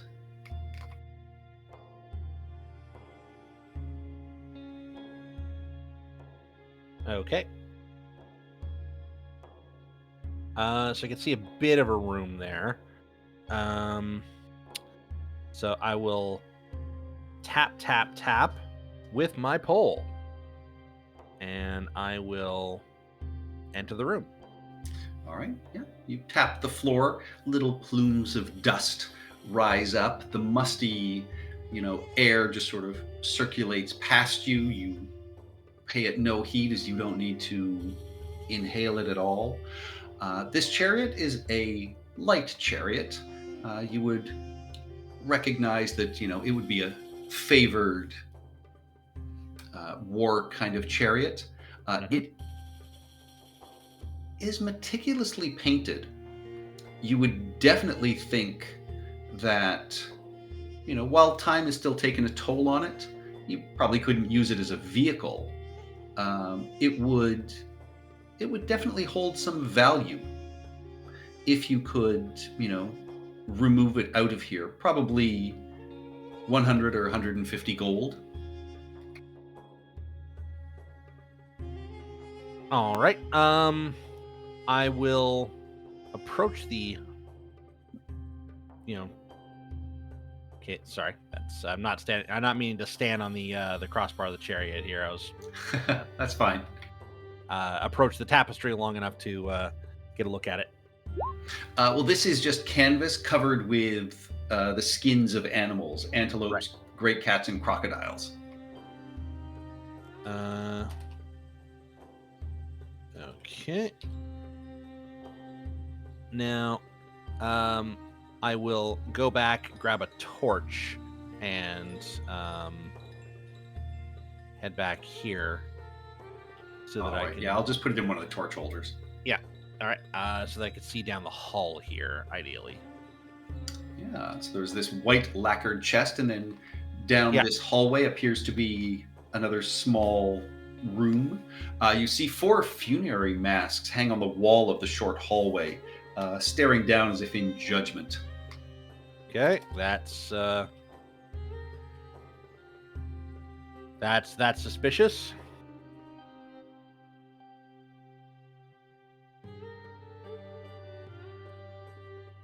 FYI, I would like to examine this chest. Please give me an investigation check. The good doctor, would you like to assist? No, he just retreated. Of course you wouldn't. Look, the whole thing is full of traps. There's no reason for more than one of us to be. Of course. Would you be a dear? Yes, absolutely. I also Where are don't you? have an actual Right good in front of me. investigation score. All So- right, so you can. Are you giving him guidance, or are you? Yeah, I would give him guidance, assisting but that's for, Ira. I see Iro there. Hesmet is on your right. I don't see Hesmet.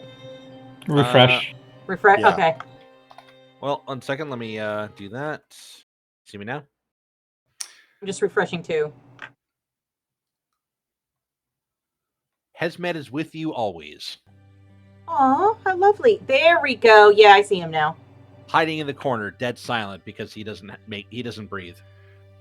You would think that, this trap is very devious. This trap that you find is set to be triggered by someone attempting to pick the lock of this white chest. It would appear that a blade would actually swing out if you attempted to pick it. Mm. You could certainly disable it, though. Yes, I would like very much to attempt to disable that because I would like to guidance him, and I have proficiency in thieves' tools as well. Can I give him the help action? Yes. All right, so you get guidance and help. So let's hope that my 15 will do it. A 15 is just enough.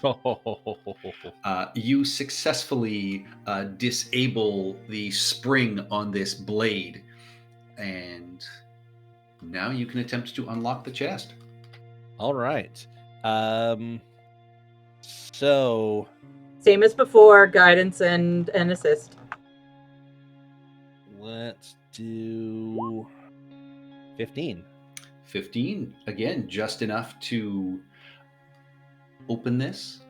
As the lid opens, you would recognize that, I mean, this chest is probably worth a couple of hundred gold as an art piece on its own. Inside, you find a collection of vials, a couple of books with thin gold-plated metal sheets for pages,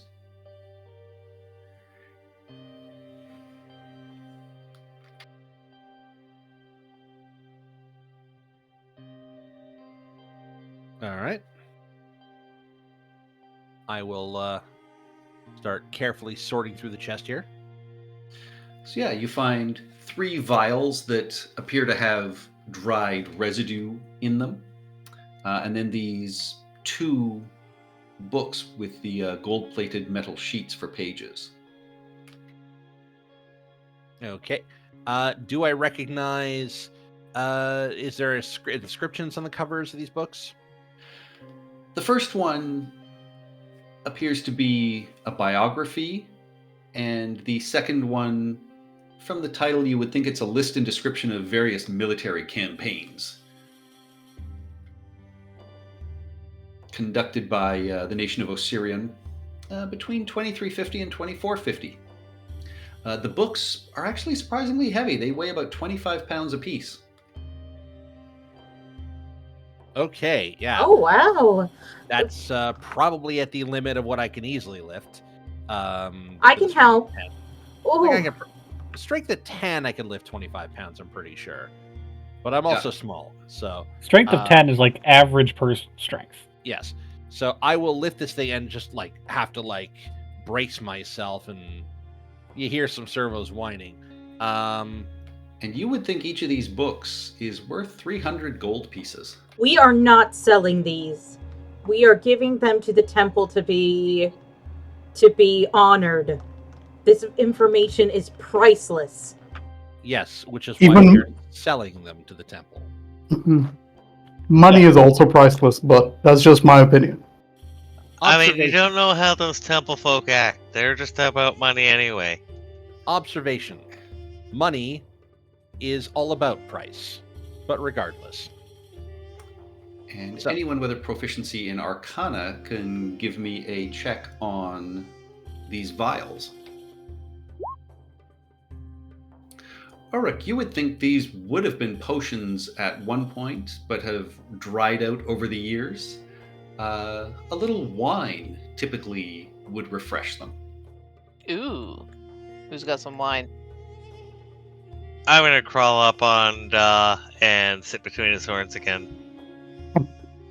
Come on. Cats are gonna They make cat. great scratching posts.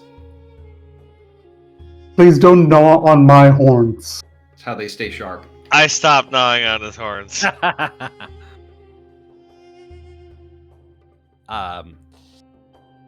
Yes, these will do nicely. Cat Post, could you please carry these home? The name is Dahaka, and yes, The Cat Post, yes. die. All right. So I am going to point out the funerary masks here in the hallway and point out that they are looking down very disapprovingly. And They are gold plated. You would recognize one immediately as Pharasma. Dahaka and Dr. Shortchange, you would recognize another one is clearly Aragorn. Abadar. In the name of Abadar. They seem like something that should maybe be left. The other two, anyone proficient in religion can give me a check. They do appear to All right. be gold. That you would assume has meant they were probably just gold plated. yes, they're probably carved into the walls. The gold plating is probably worth a few copper. It's not worth it. No, these masks they appear to be hanging on the walls. Aya, you recognize them easily enough as the ancient Osirian gods of Sekhmet and Osiris. It is Sekhmet and Osiris. She is the goddess of war, and he the god of the afterlife. Goddess of war, god of the afterlife. So if you melt them down, there's no death and there's no war. No, that is not how things work. You will be melting down wooden masks plated with gold. Do they look They're- like wood? Yeah, they are just representations. They are not actual Yes. things. I mean, you bipeds are the one making the gods, right? Did we receive at some point like official rules as to what we are supposed to bring back? They Scepter the Crocodile. You are allowed to take as you wish. You're just not allowed to desecrate corpses or do too much damage to anything. Okay, and we will grab them. We should grab the masks then. One Grab second. the masks, grab the chest, grab the books. Grab everything. Yes, Someone one- else is looting my home right now, so we loot this one. 1 second. Yeah, you tap on the floor. Give me an investigation check. Sorry, I'd previously rolled it with the searching the floor ahead. But yeah, I'll do that 20. again. The floor does not appear to be trapped. Okay. I'm gonna jump to shortchange his hat. And I will then investigate the masks because I suspect things. 11. Don't appear to be trapped as you sort of peek around behind them. They appear to be simple metal masks that, as you suspected, look like they are gold plated.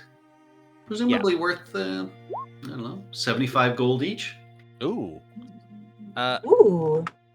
What of those will? Are we getting a handout with all this, or should we? I'll give you a handout at the end of the session. Okay. Yay! All right.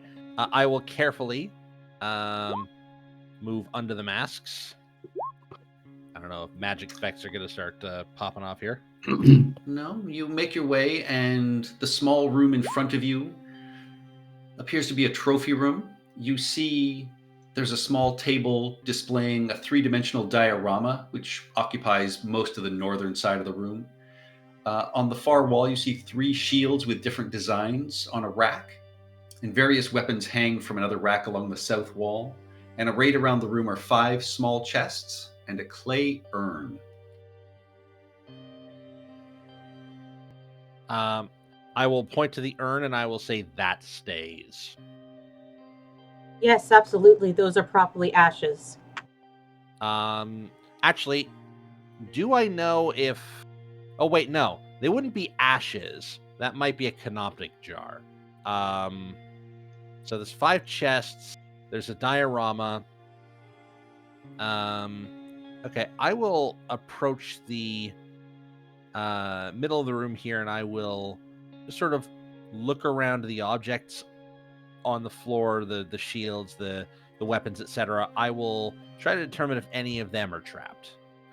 All right, and I was going to say I was going to give the help action and guidance to you, but okay.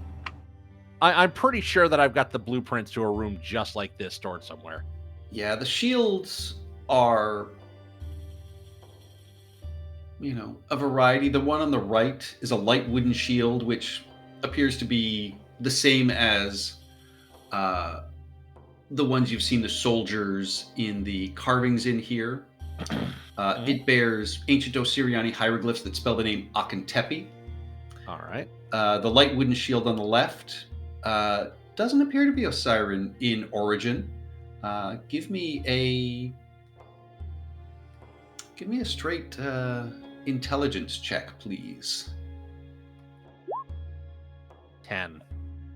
Yeah, you don't know where it came from, but it's probably a foreign trophy. The one in the middle. Now, this shield holds your attention. It is a light steel shield shaped like a scarab, matching the one borne by Akentepe in the engravings on the doors that you have passed through. And as you look upon these shields and, sort of think about that, with your passive perception, you also notice that, this diorama next to you appears to be a battle between the city of Wati and an identified an unidentified enemy. And, you see there are, sort of horses and chariots set up. And as you are looking at the shields, you think, oh, that shield on the right also matches the same sort of small wooden shield that these soldiers in the diorama have. So there you can figure out, oh, that probably means those are Akentepe's soldiers. Yeah. And as you are making that notice,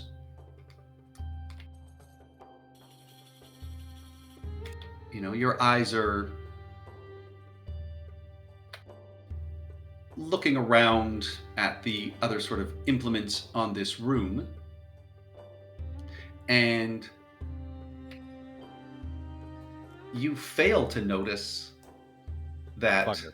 these little warriors in this diorama have started climbing down the side of the table and Oh fuck! It's Owen circling Wilson. around you as you, Hesmet, are surprised by these small wooden warrior dolls as they begin to swarm over you. And Okay. I need everyone to roll initiative, please. Okay, who's seen Army of Darkness? I've had those in I my have. tomb. You just I've gotta seen- kind of chew their heads off. I mean, I just remembered small soldiers, but I was getting more Night at the Museum vibes.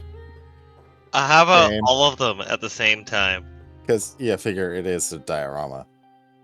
Yeah, of course it's Owen Wilson, but The foreign shield that Wow. matches the other army, right?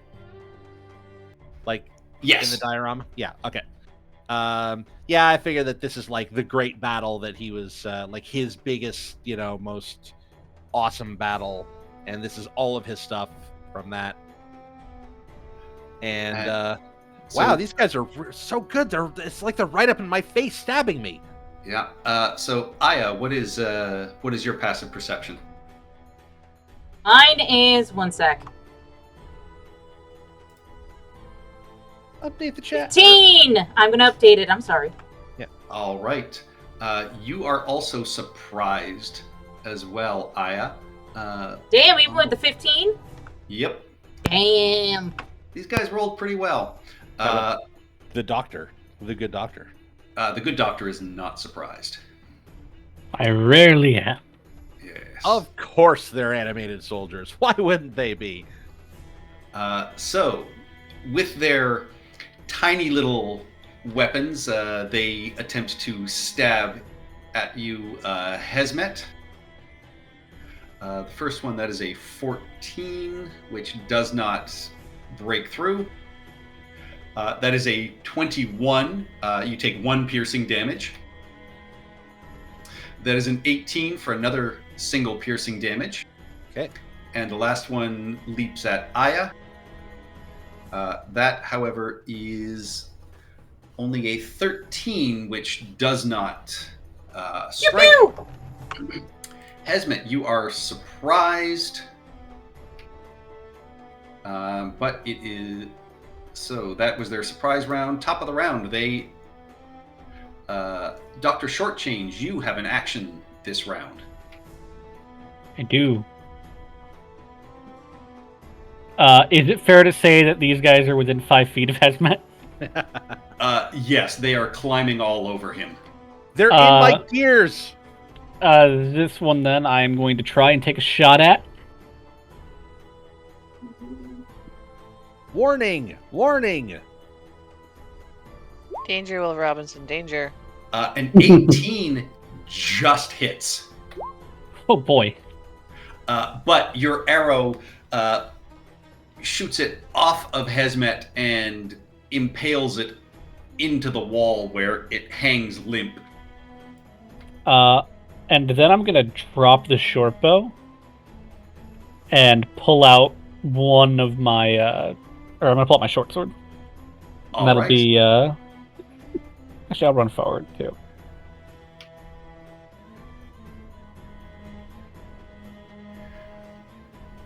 With that, we are top of the non-surprise round. Two of them are now going to continue to attempt a stabbing at Hesmet.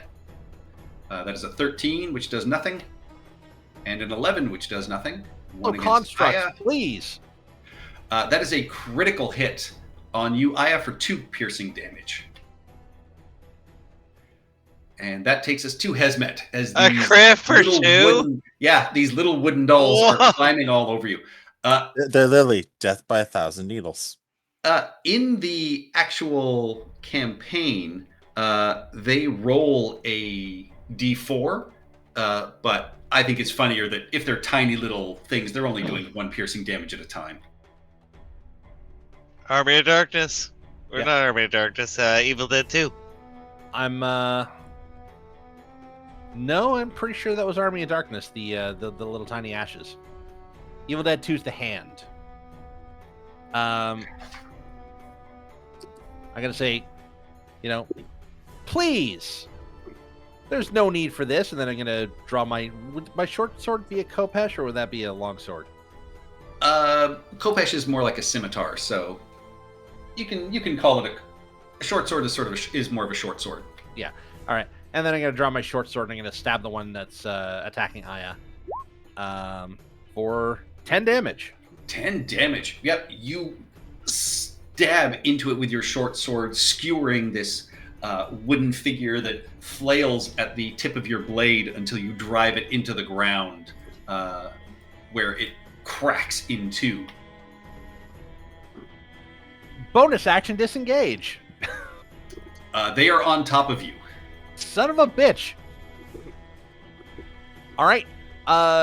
Wait, if they're on top of me, Like they're sharing the same space as you, so yeah, you can disengage. They're not quite a swarm, but I'll treat them like a swarm. So yeah, but if you they're can on top of disengage. me, yeah, but if they're on top of me, that means they're coming with me.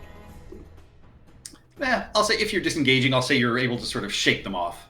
Oh no. Oh, you I'm want them to bringing come with with you? me right here, All right. right in range of everyone. Little help. That takes us to Uruk. Hesmet brings you a couple of tiny wooden warrior dolls, Uruk. Okay, sure. Hey, do What me am a I doing with favor. these? Kill Yeah. them. Okay. Crush them? Observation. Get them. Yeah. Okay. Request. I will. That's more of a directive. That's a directive. Do I want a magic stone? Let's go and smash him with a hammer. I'm still learning the subtleties of common Assyrian. Yeah, you swing your hammer, cracking one of them across their shoulder and sternum. Still alive. God damn. That's pretty much all I have right now, I think. Yeah, it's Alright, not a that critical takes- hit. Yeah, that's it for me. All right, that takes us to Dahaka then. All right, which one did Uruk focus on? This one. The Yeah. one on the right? Okay, I'm gonna go on the one on the left. And before I strike, I'm just gonna tell Hazmat, don't blame me if this goes wrong. And then I swing.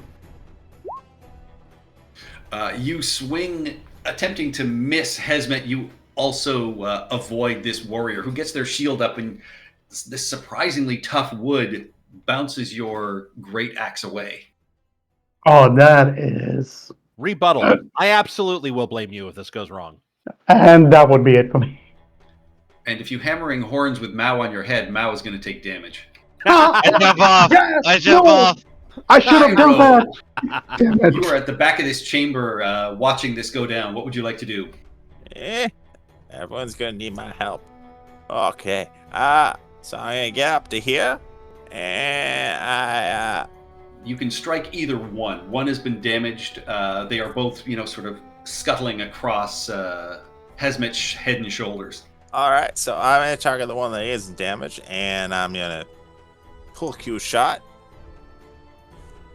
I hit the ceiling. Yeah, it again with its little spear knocks your quarterstaff away, and yeah, it bunks off the ceiling. Hold still, damn it! And then I'm gonna. Is there anything on the ceiling I can grab? No, it's just smooth stone. Okay. In that case, then I'm going to punch the damaged one. Oh my god. Yep, you go to swing and it just sort of ducks behind Hesmet's headdress and you get nothing but air. All right, that's my turn. Now you are atop Dahaka's head. All right, so this one here is actually on Hesmet, right? They're both on Hesmet. All right, so I'm going to fire at the closest one. Probably Again, miss. misses. Again, it ducks behind Hesmet's headdress, taking no damage. That is Hesmet's head. Thank you. And I'm going to notice that Haka wants to smash his head into those things. And I'm going to jump over and sit in the seat. All right, you climb aboard the chariot. Your firebolt bounces off the metal scarab-shaped shield on the wall. And that takes us to Dr. Shortchange in the corner. All right. Both of these are technically on Hazmat Square, correct? Yes. For range reasons. All right. I'm gonna use my action. I'm gonna use my. I'm gonna pull out the dagger, the Kopet, or not Kopesh, the Kukri, and go at this one first with the short sword, and then bonus action. I'm gonna try and stab it with the Kukri. All right. Ugh. Oh my god. Scrapes off of Hesmet's body, getting a few sparks in the air. That'll be it for short change. That takes us to Aya. Two of these warrior dolls are swarming atop Hesmet. All right, I'm gonna smack him.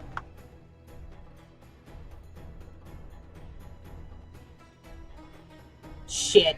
You swing with your mace, and again, it gets its shield up, and they are surprisingly strong, and it deflects it away from Hesmet.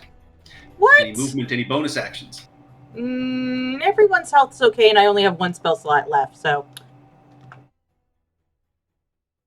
All right. One of these warrior dolls leaps atop Uruk, who, the one that you damaged. It is going to attempt to stab you with its spear.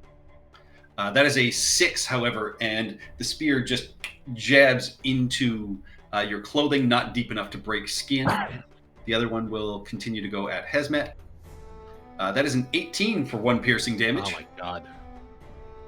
And that takes us back to Hesmet. So one is on you, one is on Uruk. All right.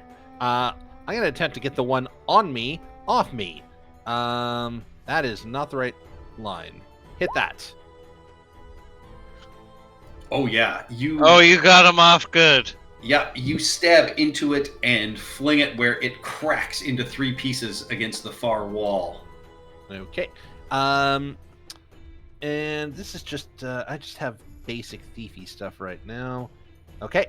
I will draw my kukri in my other hand and attempt to bonus action stab the other one. All right, an 11 does not strike. Okay. And at that point, I am disengaging. No, wait, no, that was a bonus action. Never mind. You don't Good. need to. They're not in. Yeah, they're. All right. Whatever. I'm good here. Actually, Okay. no, I'll be here. All right, that takes us to Uruk. You have one of these warrior dolls attempting to stab you unsuccessfully. What would you like to do? They're cute, To flirtatious. unmute myself after corralling my cat, and then I'm just going to try and smash the one if I can. Grab it in one hand and like fling it to the ground, and then smash it with my hammer. Smash it with Why my the hammer! fuck are you cuddling your cat when I'm right here? Corralling, I said. Because you have no fur. You throw it to the ground.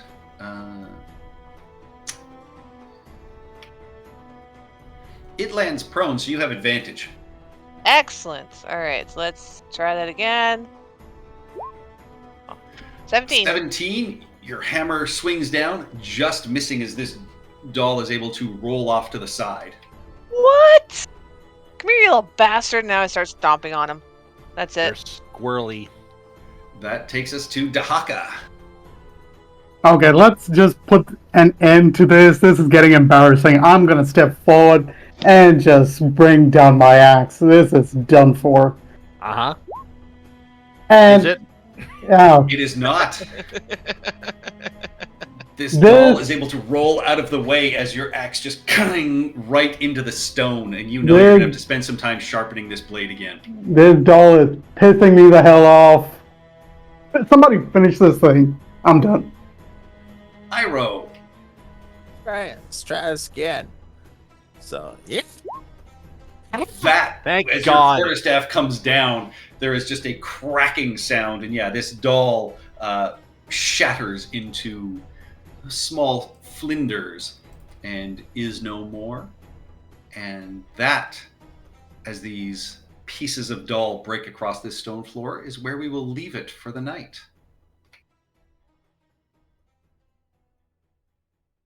All right. This was Huh? The fun. music fades out. How could these tiny things cause so much problems than the scorpions that we just came across? They always was do. fun. The tiny things always do. And with that, I'll end the stream. Thank you all for watching. Bye-bye. You're all scratching posts from here on out. Just Oh. FYI. I am gonna take my accent. I don't care if it hurts me. I'm gonna smash